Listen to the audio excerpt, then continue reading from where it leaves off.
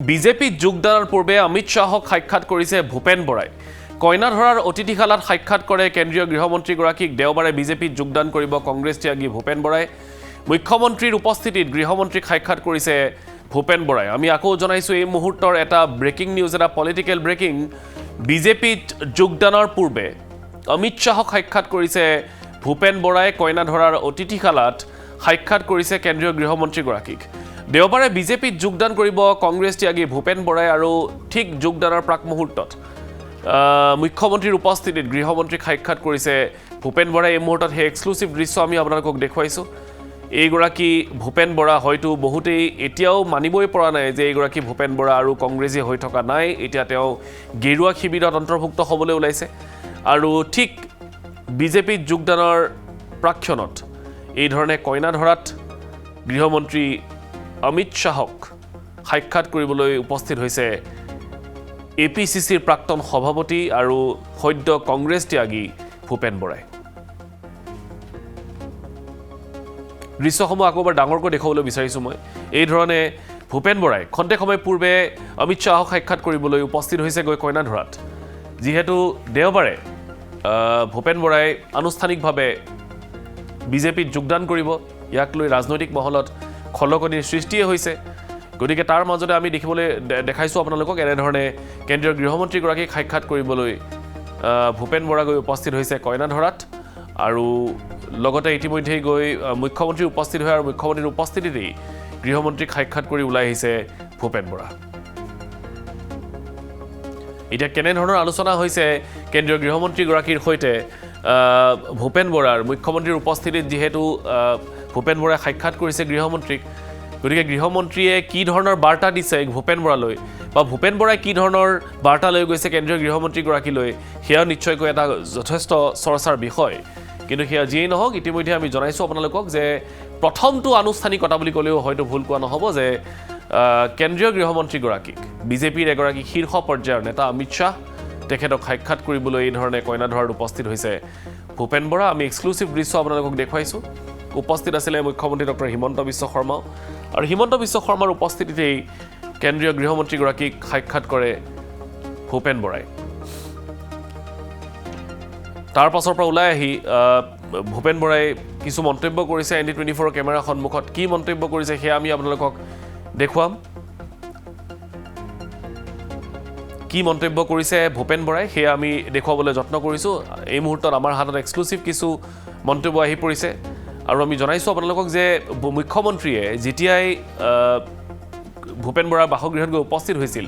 তেতিয়াই কৈছিল যে উচিত মৰ্যাদাৰে ভূপেন বৰাক বিজেপিলৈ আমি লৈ আহিছোঁ আৰু উপযুক্ত সন্মান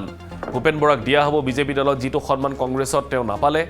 বা পাবলগীয়া সন্মানখিনি কংগ্ৰেছত নাপালে, গতিকে যিকোনো আত্মসন্মান স্বাভিমান থকা মানুহেই কংগ্ৰেছ কৰিব নোৱাৰে, তেওঁ বিজেপিলৈ আহিব লাগিব আৰু সেয়াই কাৰ্যত ভূপেন বৰাই কৰিলে। এনেধৰণে নিজৰ দলৰ বিৰুদ্ধে প্ৰাক্তন APCCৰ সভাপতিগৰাকীয়ে বিশুদ্ধাৰ প্ৰকাশ কৰি কংগ্ৰেছ ত্যাগ কৰিলে আৰু তাৰ পাছৰ দিনাখনেই তেওঁ বিজেপিত যোগদান কৰিব বুলি ইতিমধ্যেই স্পষ্ট কৰিছিলে। তাৰ পাছত তেওঁ মুখ্যমন্ত্ৰীক সাক্ষাৎ কৰিছিল। মুখ্যমন্ত্ৰীয়ে কৈছিল যে তেখেতক জয়ী হৈ আহিব পৰা এটা নিশ্চয় সমষ্টিত তেখেতক সংস্থাপিত কৰা হ'ব। গতিকে ভূপেন বৰাই সেই সকলোখিনি কথা বতৰাৰ পাছতেই বিজেপিত যোগদান কৰিছে আৰু এই মুহূৰ্তত আমি দৃশ্যাংশ দেখুৱাইছোঁ। কইনাধৰাত যিহেতু আজি কেন্দ্ৰীয় গৃহমন্ত্ৰীগৰাকী নিশাটো কটাব, গতিকে কেন্দ্ৰীয় গৃহমন্ত্ৰীগৰাকীৰ সাক্ষাৎ কৰিবৰ বাবে ভূপেন বৰা গৈ উপস্থিত হৈছে গৈ কইনাধৰাত।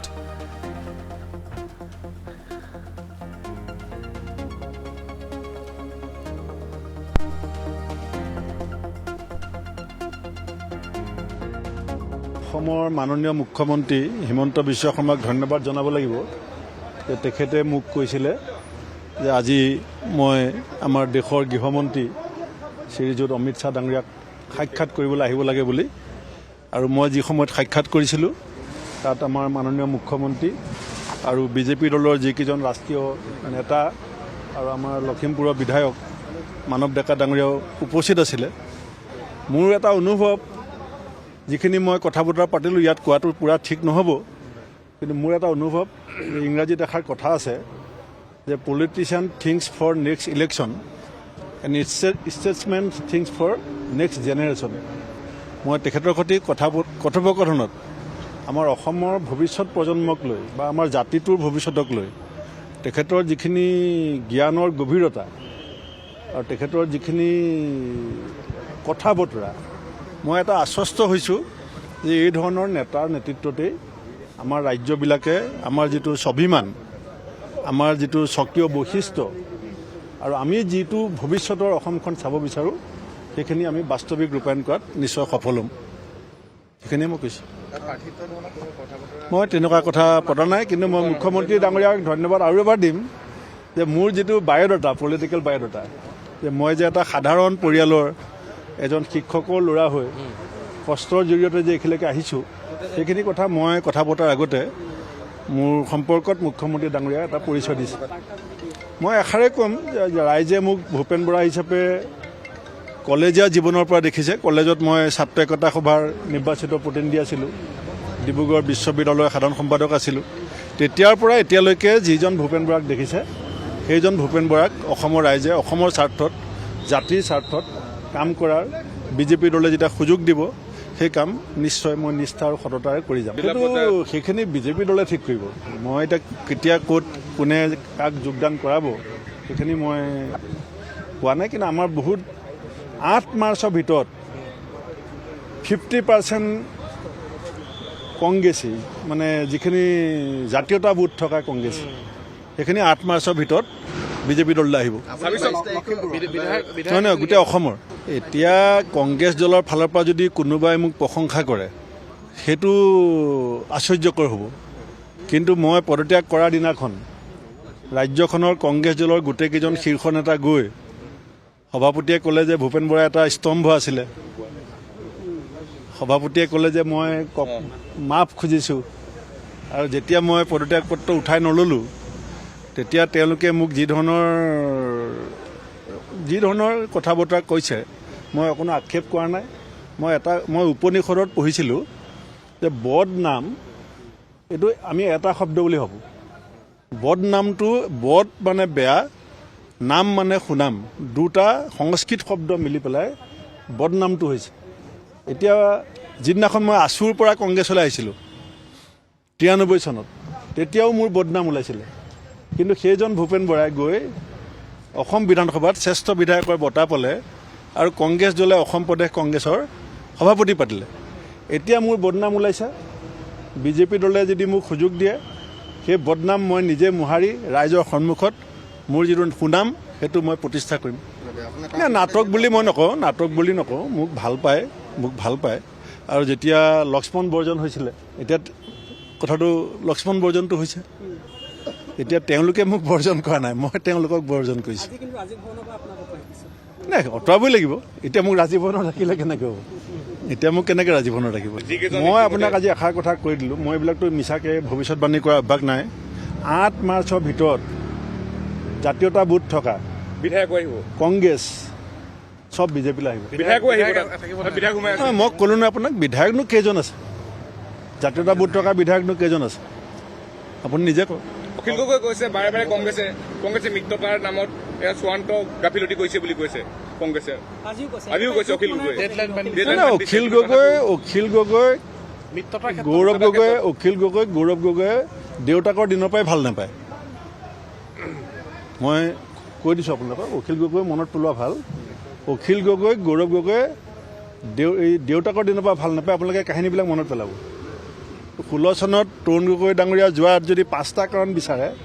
ক্ষমতা যোৱাত তাত এটা অখিল গগৈ বুলিয়ে গৌৰৱ গগৈ ভাবে APSC কেলেংকাৰীত এই চেয়াৰমেনজনৰ নাম কি আছিলে ৰাকেশ পালে সোণৰ চেন দিয়া বুলি অখিল গগৈ ডাঙৰীয়াই ফাদিল কৰা নাই জানো গতিকে ভিতৰে কথাবিলাক মনত পৰি আছে চবৰে মই এতিয়া নাজানো নাই মোৰ এটা দুখ লাগিলে মই প্ৰিয়ংকা গান্ধী ডাঙৰীয়ানীক ব্যক্তিগতভাৱে সন্মানো কৰোঁ মই ভালো পাওঁ আৰু মই যেতিয়া মানুহগৰাকীক দেখিছোঁ সদায় হাস্যমুখে দেখিছোঁ এইবাৰ প্ৰথমবাৰৰ কাৰণে 2 দিন অসমত আছে আপোনালোকৰ টিভিত এখনো ফটো দেখা নাই য'ত প্ৰিয়ংকাজীয়ে হাঁহি আছে জুবিনৰ লগত প্ৰিয়ংকা গান্ধী আজি ৰাজনীতি কৰি গ'ল জুবিন ক্ষেত্ৰত গৈছে আজি প্ৰিয়ংকা গান্ধী সেইটো কেনেকৈ ৰাজনীতি হ'ব যাবই লাগিব চাওক এতিয়া আপোনাক মই কৈছোঁ কইনা এজনী যেতিয়া ঘৰ এখনলৈ বিয়া পাতি আনে এতিয়া কোনটো ৰুমত কইনাজনী থাকিব সেইটো গৃহস্থই ঠিক কৰিব নে কইনাই ঠিক কৰিব হ'ব।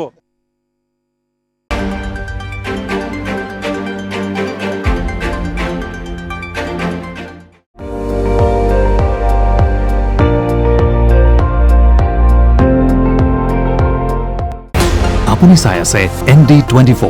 সৰ্বশ্ৰেষ্ঠ নহয় সৰ্বোত্তমৰ দৌৰত।